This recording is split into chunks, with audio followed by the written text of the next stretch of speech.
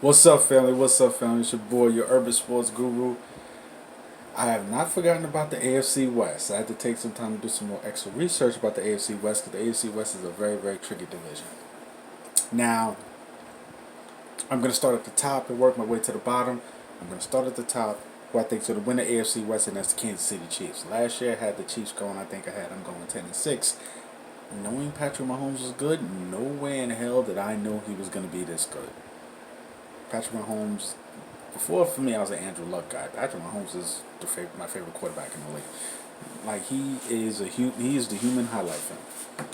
Straight up, he is the human highlight film. And because Patrick Mahomes is who he is, Andy Reid, you on the clock. Yeah, I said Andy Reid, you on the clock, and let me tell you why. Andy Reid's been a great coach in the NFL, a great coach.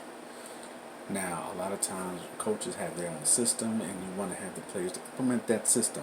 In college, it's very easy. You can just go out and recruit. You're not paying these kids, so it's pretty easy to go out to find the perfect pieces that fit what it is that you want to do.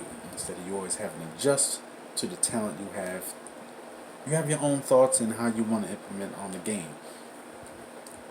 And he has some great teams in Philly. They did Donovan McNabb a disservice because year after year Donovan was great, but they never gave him great receivers. The only guy they went and gave him was Freddie Mitchell, and Freddie Mitchell was never a number one receiver. No coincidence. They give him Terrell Owens. All of a sudden, he looks like an MVP. This is not a coincidence, people. Not at all. And we all know what happened with that situation. Then they ended up a few years later regrouping, getting Deshaun Jackson, Jeremy Maclin, speedster running back is Shady McCoy. By then, Donovan really started breaking down physically. Then they replaced him with Michael Vick, who talent through the roof, but physically can never really keep it. And it wasn't the quarterback that Donovan McNabb was. Far more explosive, but not the pocket passer that Donovan McNabb was. Fast forward to now. You come to KC after you leave Philly. You slowly build around the running game. And slowly but surely you start building up other pieces. Explosive pieces. Travis Kelce. And you find Tyreek Hill. Sign Sammy Watkins, who was also on the clock. Because guess what? Sammy Watkins was also in the same draft as Odell Beckham was drafted ahead of Odell Beckham. He was supposed to be the stud receiver in that draft. He was supposed to be that and got paid by the Kansas City Chiefs solely because of his draft position. When has Sammy Watkins had that blowout of a season? You on the clock to not only stay on the field but to produce. You on the clock too. And then, you know what I'm saying, you had forgetting the name of the previous quarterback they had. He was a dink and dunk guy, really good. But he couldn't get them to the next level. And then you draft this kid, Patrick Mahomes. Everybody could see the physical talent that he had. Thought he needed some maturation. Nobody saw this coming. Nobody. I don't think he's going to throw 50 touchdowns this year like he threw last year. I think he got a lot of cheap ones last year. Cheap ones meaning there's a lot of little dink and dunks, little shovel passes that technically count as touchdown passes, but they're actually just long handoffs. So I don't think he's going to get as much. Plus, the whole season defenses get a book on you. So I don't think he'll throw 50, but Patrick Mahomes is going to compete for the MVP with Carson Wentz. He's going to be definitely in competition with that for that. Patrick Mahomes is the best. He's the best player in football right now. He's the best quarterback in football right now. And I think they're going to win AFC West. And when I look at Patrick Mahomes, it makes me think of a young Dan Marino. This is why I say Andy Reid is on the clock. Because the young Dan Marino, when he had a great coach, John Shula, his second year, he sets the touchdown record. They go to the Super Bowl. Patrick Mahomes should have been in the Super Bowl. And everybody said that because they lost to a better team in the San Francisco 49ers, everybody just wrote it off like, you know what, he's too great a kid. He will be back. Dan Marino never saw the Super Bowl again. It never happened. He never went back to the Super Bowl, and it's criminal because when you look at Dan Marino, you compare him to the other quarterbacks, and you look at him, and Dan Marino's just as good as anyone, but he has no rings. He has no rings.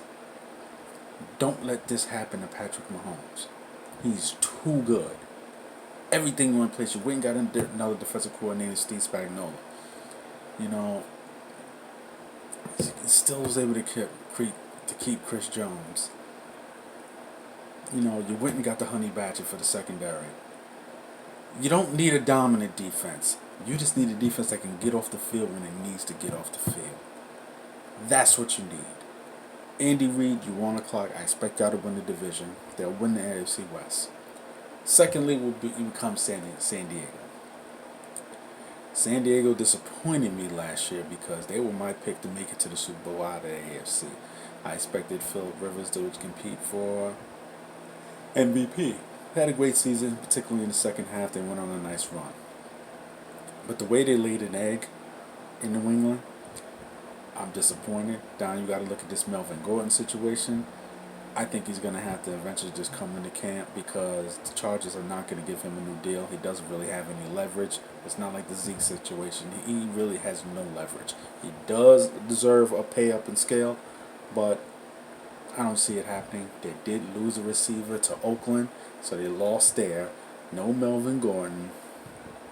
You know, I just don't see them being as good as they were last year. I don't. I don't see them being as good. They should still make the playoffs, but not as good as they were last year. Thirdly, I got the Denver Broncos in a tiebreaker being tied with the Oakland Raiders. The reason I'm giving them a slight edge is I really like Vic Fangio with that defense, and particularly that defense with their front seven. I really, really like that combination. I look at the pass rushes they have in the edge with Nick Chubb and Von Miller, guys that really get after the quarterback.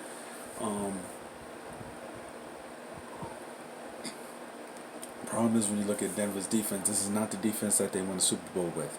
And I say that because not only that defense had a great pass rush with Von Miller and DeMarcus Ware, they had the best secondary in football at the time. 2 Pro Bowl corners, a third good corner, and a Pro Bowl safety. They could cover with anybody. So you had those guys giving extra time to the pass rush. They don't have that great a secondary like before. This is not that secondary anymore. It's not. It just simply is not. Vic Fangio is very creative. I think he's going to be good. I think it's only a matter of time before Flacco loses the job. The thing is, I don't think their young QB is ready yet. And he's reminding me a bit of Jay Cutler. Big arm, little Jay Cutler-esque, but I just don't see Flacco holding the job for so long. But I do think they'll be better than the Raiders, who I think are a very, very talented football team. Very, very talented. And they're going on the upswing, but I don't think it's going to happen for them this year. I think the Raiders are going to be better in the second half of the season because the offense is going to take shape in the second half. I think they're going to be able to run the football very well. I like the things they did with the offensive line. Getting a left tackle from New England, I like that. My only fear with Oakland is Antonio Brown. And not that he won't produce. I expect him to produce. My only thing is, can John Gruden be as creative enough with Antonio Brown like they were in Pittsburgh? They rolled coverages to Antonio Brown all the time. But yet, because of the connection he and Ben Roethlisberger had, and because of the creativity of the offense coordinators there at the time, they were still able to get him the football. I do not want to see these next 2 years for Antonio Brown to be like what happened to Randy Moss when he came to Oakland. I do not want to see that happen to him. He's too damn good. And I don't want to see that happen. John Gruden is an offensive coach. This is where he made his bones. John Gruden, it's on you. If Antonio Brown is not at least getting his numbers, that's on you. That is solely on you. Because it's your job to be creative enough to find ways for Derek Carr to be able to get him the football. Solely on you. that's my take for the AFC West. It's your boy Urban Sports Guru. Hit the like, hit the subscribe. These are my thoughts, and let me know what you think. All right, it's your boy the Guru. Salute.